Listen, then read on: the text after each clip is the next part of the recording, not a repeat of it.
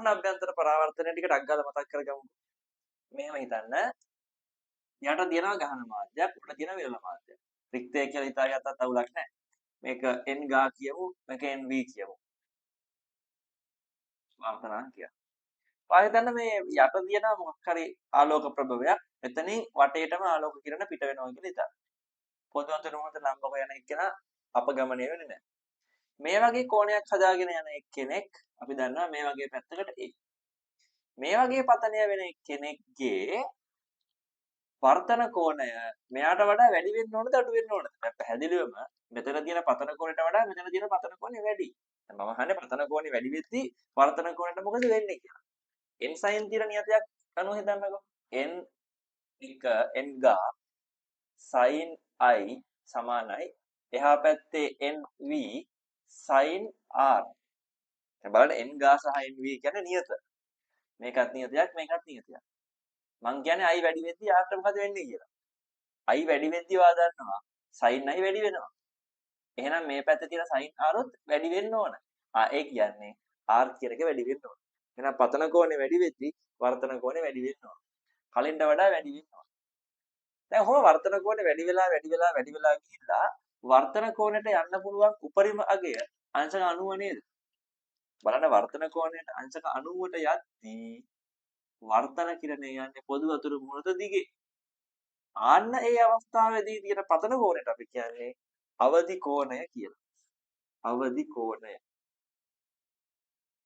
කොන අවස්ථාවට මම අර ස්නේල්ගේ වර්තන නියමය දාන්නම්කෝ. මේ පැත්තේ වර්තනාංකය n ගා sin පතන කෝණය c එහා පැත්තේ වර්තනාංකය nv sin අංශක 90යි. sin 90 එකයි. ඔන්න sin c සමානයි nv බෙදීම n ගා. nv බෙදීම n ගා කියන්නේ ගහන මාධ්‍යයට සාපේක්ෂ විරල මාධ්‍ය වර්තනාංකය. හැබැයි අපිට හුරු පුරුදු විරල මාධ්‍යයට සාපේක්ෂව ගහන මාධ්‍ය වර්තනාංකය. මතකද කලින් අර මම විශේෂ සම්බන්ධතාවයක් කියනවා 1n2 සමානයි 1 යට 2n1 කියලා. එහෙනම් මෙතෙන්ට ඒක දාමු. sin c සමානයි 1 යට විරල මාධ්‍යයට සාපේක්ෂව ගහන මාධ්‍ය වර්තනාංකය. ඔන්න ඔක තමයි අවදි කෝණය sin අගයට දාලා ප්‍රකාශ වෙන්නේ. එතකොට විරල මාධ්‍ය කියන එක රික්ත නම් රික්තට සාපේක්ෂව ගහන මාධ්‍ය වර්තනාංකය. ඒ කියන්නේ නිකම්ම නිරපේක්ෂ වර්තනාංක ගන්න පුළුවන් මේ අවස්ථාවේ. එතන මේ අවදි කෝණය සඳහා අර්ථ දැක්වීම මොකක්ද? විරල මාධ්‍යයේදී වර්තන කෝණය අංශක 90ක් වීමට පතන මාධ්‍යයේදී තිබියුතු නැත්නම් ගහන මාධ්‍යයේදී තිබියුතු පතන කෝණය අගය තමයි අවදි කෝණය කියලා කියන්නේ. දැන් අපි දන්නවා අවදි කෝණයෙන් පතනය වුණොතින් පොදු අතර මොනද දිගේ යන්නේ. මේ වාගේ ආලෝක කිරණයක් කියලා දන්නවා. එතෙන්දී පතන කෝණය අගය අවදි කෝණයටත් වඩා වැඩිනේ. මේ තීටකයේ අගය ලොකුයිනේ අවදි කෝණයටත් වැඩි. දැන් මොකද වෙන්නේ? හරිනම් දැන් කලින් කිව්වේ අපි පතන කෝණය වැඩි වෙද්දී වර්තන කෝණය වැඩි වෙන්න ඕන කියලා. දැන් මෙතෙන්දී හරිනම් වර්තන කෝණය වැඩි කරගන්න ඕන. වැඩේ කියන්නේ දැන් මෙතන වර්තන කෝණය වැඩි කරගන්න බෑනේ. පරිමාංශ කණුවට ගිහිල්ලානේ. එහෙනම් මෙන්න මෙවැනි අවස්ථාවලදී වෙන්නේ ආලෝකයේ එහා පැත්තට පොඩ්ඩක්වත් යන්නේ නැතුව සම්පූර්ණයෙන්ම මුල් මාධ්‍යරම පිවිසෙනවා. සම්පූර්ණයෙන්ම මුල් මාධ්‍යර පිවිසෙන නිසා මේකට අපි කියන්නේ පූර්ණ අභ්‍යන්තර පරාවර්තනය කියලා. මේ පූර්ණ අභ්‍යන්තර පරාවර්තනයේදී කිසිදු ශක්ති හානියක් වෙන්නේ නැහැ. ඒවා තරංග පාඩමේදී කරගන්න ඕනේ. ත්‍රිවිධ පරාවර්තනය සහ මෘදු පරාවර්තනය කියලා දෙකක්. ඒ අවස්ථා දෙකේදීම යම් ශක්ති හානියක් සිද්ධ වෙනවා. නමුත් පූර්ණ අභ්‍යන්තර පරාවර්තනයේ කිසිදු ශක්ති හානියක් සිද්ධ වෙන්නේ නැහැ. වගේම එළියට කිසිදු ආලෝකයක් එන්නේ නැහැ. මේ ශක්ති හානියක් වෙන්නේ කියන්නේ එළියට ආලෝකය එන විදියක් නෑ. දැන් පූර්ණ අභ්‍යන්තර පරාවර්තනය සිද්ධ වෙන්න නම් තියෙන අවශ්‍යතාව මොනවද? පළවෙනි අවශ්‍යතාවය තමයි ආලෝක කිරණය ගහන මාධ්‍යක ඉඳලා විරල මාධ්‍යයක් පැත්තට යමින් ඉන්න ඕන. නැත්තම් ඕක වෙන්න බෑ. දෙවෙනි එක මොකද්ද? පතන කෝණය අගය ලොකු වෙන්න ඕනේ සීට වඩා. අපි ගණන් හදද්දී නම් සමානයි කියලාත් ගන්න ඕනේ. එහෙනම් මෙන්න මේකත් ගන්න. මෙතෙන්දිත් යම් පරාවර්තනයක් වෙනෝනේ රාශික පරාවර්තනය. ඕකට කියන්නේ අපි අවදි පරාවර්තනය කියලා. අවදි පරාවර්තනයත් සමහර අවස්ථාවලදී ගණන් හදද්දී පූර්ණ අභ්‍යන්තර පරාවර්තනයම කියලා ගන්නවා. ඒකත් පොඩ්ඩක් ඔලුවට දාන්න. පූර්ණ අභ්‍යන්තර පරාවර්තනය නිසා ඇති වෙන සංසිද්ධි දෙකක් අපිට ඉගෙන ගන්න තියෙනවා. මේ දෙක බලමු. පළවෙනි එක දිය මත ලප ඇතිවීම. ඔයා හිතන්නකෝ මෙහෙම. වතුර තියෙනවා කියලා හිතන්නකෝ. වතුරේ වර්තනාංකයෙන් කියලා ගන්න. උඩ තියෙන වාතය කියලා හිතන්න. එතන එක විරල මාධ්‍යයක්. වාතයේ වර්ධනාංක 1යි හොඳේ. මොකද n සමානයි c බෙදීම වියනේ. ඒතර රික්තර සාපේක්ෂව වාතයේ වර්ධනාංක ගණිතී රික්තේදී සහ ආලෝකයේ දෙකේම ආලෝකයේ වේගය c කියලා ගන්න අපි. ඒක මොනවත් අපි 1යි කියලා තමයි ගන්න. හරි. ඔයා හිතන්න මේ වතුර ඇතුලේ යට ඔය වගේ ලක්ෂාකාර ආලෝක ප්‍රභවයක් තියෙනවා. මේ ලක්ෂාකාර ආලෝක ප්‍රභවය විසින් හතර වටේටම ආලෝකය කිරණ පිට කරනවා. කොහොම එන ඒවා අපගමනයක් වෙන්නේ නැහැ. ටිකක් අඩු පතන කෝණ හදාගෙන එන කට්ටිය එළියට එනවා. හරියටම අවදි කෝණයෙන් පතනය වෙන කට්ටිය එළියට එනවා. නමුත් එන්නේ පෘෂ්ඨයේ දිගේ. ඔය විදිහට. මේ පැත්තත් එද ගන්නම්කෝ. අවදි කෝණයෙන් පතනය වෙන කට්ටිය එනවා ඔහොම. මෙන්න මේ කෝණයගේ අවදි කෝණය. ඒක සීනම් මේකත් 100. අවදි කෝණයට වඩා වැඩි කෝණයක් හදාගෙන පතනය වන ආලෝක කිරණ එළියට එන්නේ නැහැ. ඒවා පූර්ණ අභ්‍යන්තර පරාවර්තනයට ලක් වෙනවා. ඒකට තේරෙන්න ඕනේ මේ අතර පරාසයේ තියෙන ආලෝක කිරණ වල එළියට එන්න පුළුවන්. නමුත් මෙන්න මෙතනින් එහා ආලෝක කිරණ එළියට එන්නේ නැහැ. මේ පැත්තෙත් මෙතනින් එහා ආලෝක කිරණ එළියට එන්නේ.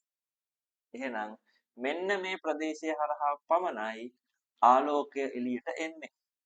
අපි වතුර ඇතුලේ ලයිට් එකක් දාලා තියෙනවා.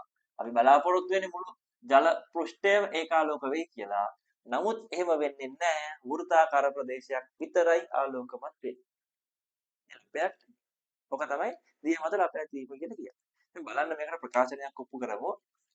අපි ගමුකෝ මේ ජල පෘෂ්ඨයේ ඉඳලා අපේ බල්බ් එකට තියෙන ගැඹුර h කියලා මේ ඇතිවන මේ ආලෝක ලපයේ අරය කැපිටල් R කියලා ගමු. මේ කොනේ අංශක 90. ඔය පේන ත්‍රිකෝණය දිහා බලාගෙන h සහ r සම්බන්ධ කරමුකෝ. h කියන්නේ බද්ධ පාදය, r කියන්නේ සම්මුඛ පාදය. සම්මුඛ පාදය සහ බද්ධ පාදය අතර සම්බන්ධතාවය tan නේ. එහෙනම් tan c සමානයි සම්මුඛ පාදය r බද්ධ පාදය h. එහෙනම් ඔන්න ඔතනින් ඔයාලට ලපයේ අරය එහෙම හොයන්න පුළුවන්. c සහ ගැඹුර දන්න ඕන. c හොයන්නේ කොහොමද? අනේ කලින් කියලා දුන්නනේ sin c සමානයි 1යට n කියලා. එහෙනම් ඔයාලට sin c සමානයි 1යට n දාලා sin c හොයලා එතනින් sin ඔගක් පාවිච්චි කරලා අවදි කෝණය හොයාගෙන ඒක මෙතෙන්ට ආදේශ කරලා වෘත්තාකාර ලපයේ අරය හොයන්න. ඊළඟ තියරට යන්න කලින් පොඩි චූටි සරල සිද්ධාන්තයක් උගන්වන්න. මේකට අපි කියන්නේ මේ ආලෝක ප්‍රතිවර්තතා මූලධර්මය කියලා. ආලෝක ප්‍රතිවර්තතා මූලධර්මය. මේක ඉතා සරල මූලධර්මයක්. නමුත් ඉතා වැදගත්. හිතන්න ගහන මාධ්‍යක ඉඳලා විරල මාධ්‍යයක් පැත්තට ආලෝක කිරණයක් යනවා කියලා. අපි දන්නවනේ ගහන විට ඉවතට කියලා. කොහොම යයි. මේ කෝණය θ1 නම් ඇල්ෆා නම් මේ කෝණය බීටා කියලා නේද? දැන් ඔයා හිතන්න අනිත් පැත්තට ආලෝක කිරණයක් මේක විරල මාධ්‍යයක් මේක ගහන මාධ්‍යයක් පතන කෝණයකින් එවනවා කියලා. විරල මාධ්‍යක ඉඳලා ගහන මාධ්‍යයක් පැත්තට යද්දී අපි දන්නවා විරගහ දෙසට කියලා. මෙන්න මේ කෝණය දැනට ගැමා කියලා දාගමුකෝ. හරි. දැන් අපි දන්නවා මේ ලක්ෂ දෙක මේ අවස්ථා දෙකේදී n sin කියලා නියතයක් දැම්මොත් මෙතන වර්තනාංක n ගා කියන්න sin alpha එහා පැත්තේ වර්තනාංක nv කියන්න sin beta නේ. මෙතෙන් ස්නේල්ගේ වර්තන නියමය දැම්මොත් මෙතෙන්ට දැම්මොත් nv අනිත් පැත්තට ලියන්න sin beta සමාන වෙනවා මේ පැත්තේ n ගා sin ගැමාට.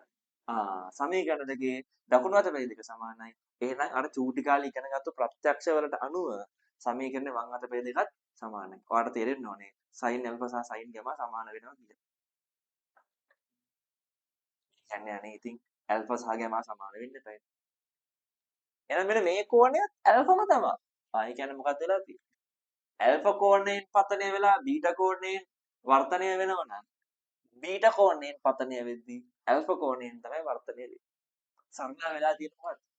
මේ පැත්තට ගිහපු ආලෝක කිරණය ගිය පාර දිගේම ආපස්සට ඇවිල්ලා නේද? ඉතින් ඕක තමයි ආලෝක ප්‍රතිවර්තන මූලධර්ම.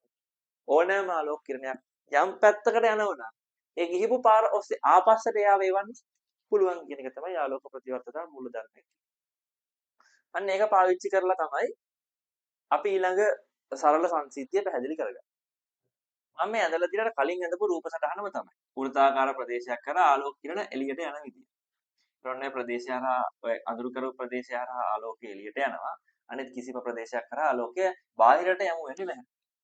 දැන් ආලෝක ප්‍රතිවාදදා මූලධර්මයට අනුව ඕනම ආලෝක කිරණයක් ගිය පාර ඔස්සේ ආපස්සට එවන්න පුළුවන්.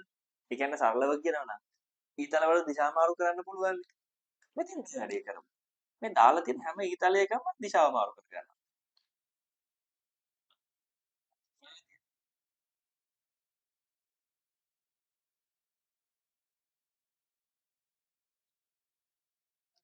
මොනවා ගියන්න තියන්නකො මෙතනින් මාළුවෙක්.